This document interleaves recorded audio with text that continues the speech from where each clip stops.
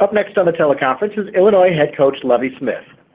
Illinois visits Iowa on Saturday, a noon Eastern Time kickoff on BTN. Coach, thank you very much for joining us today. If you could give us some opening comments, then we'll go ahead and take questions. Yes, we, of course, are, very excited, to play football this week. Didn't play our best ball last week. It's been kind of common tone the last couple of weeks for us, but we realized who we're playing, what type of football team we're playing against Iowa this week. A few changes we've made to try to, jumpstart some things that we're doing offensively and defensively. And, whenever you go on the road in the Big Ten, of course, you realize what's at stake. I've had a chance to coach in a lot of different places, never have coached at Iowa. So really looking forward to bringing our football team up there. Of course, we know it'll be a well-coached team, and we need to be ready. Take your questions. Thank you, Coach. We'll take those now.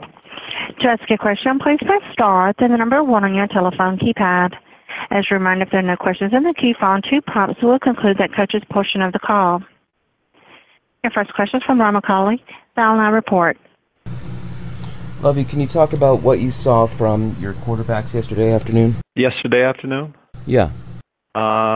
We don't practice. Day off yesterday, so the day will be our first work back out on the football field. We'll be practicing later on this afternoon. I suppose, in conversations that you had with Jeff and with Cam and with Chase, I assume that after you had a teleconference yesterday, you did meet with those guys.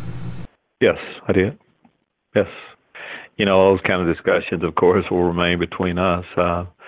I announced yesterday that, Jeff George is moving into that role, and Chase will be, moving to a different role with us. So we did have those type of conversations, and can't wait to get out on and as we talk around here, it's about a starting rotation.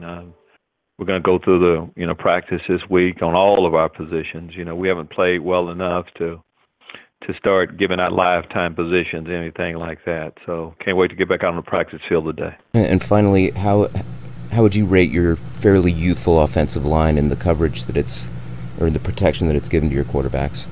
We, as a team, haven't played well, and I talk about, most of the positions on our team. Offensive line-wise, we didn't have a winning performance last week.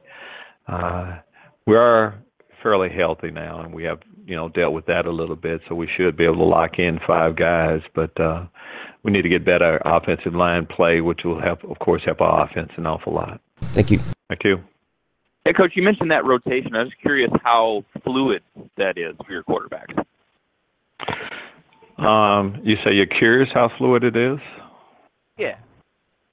Well, to me, I think all positions should be that way. It's based on what happens, production, and you have to have an open mind with that.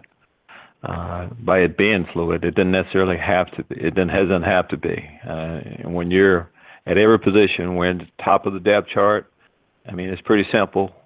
Production, do what you're supposed to do, and you lock in. We lock in. Just where we are with our program right now, the amount of young players we're playing. We find something every week, and we listen to what the players tell us on the field. Thanks, Coach.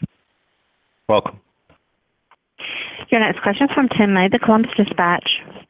Thank you very much. Hi, Lovie. I was wondering, Jeff George Sr. had maybe as good an arm as I've ever seen on a quarterback, able to throw every pass, et cetera. How does his son, how does his son match up to that legacy?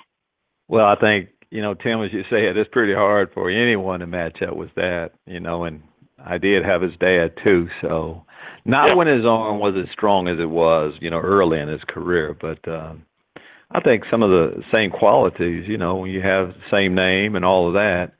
I know Jeff George Jr. has a lot of confidence in his arm. He's just confident. He's confident in himself as a player. Similar personality a little bit, but that is an awful lot too. And a lot of it is expected of you, but he is comfortable in any environment at any time. And I know he's just pumped up about this opportunity. last year there weren't a whole lot of good things that happened with our football team, but getting that big win against Michigan State was, and of course Jeff led us to that. So we're hoping he'll give us a boost. Hey, and Lovie, what does it take?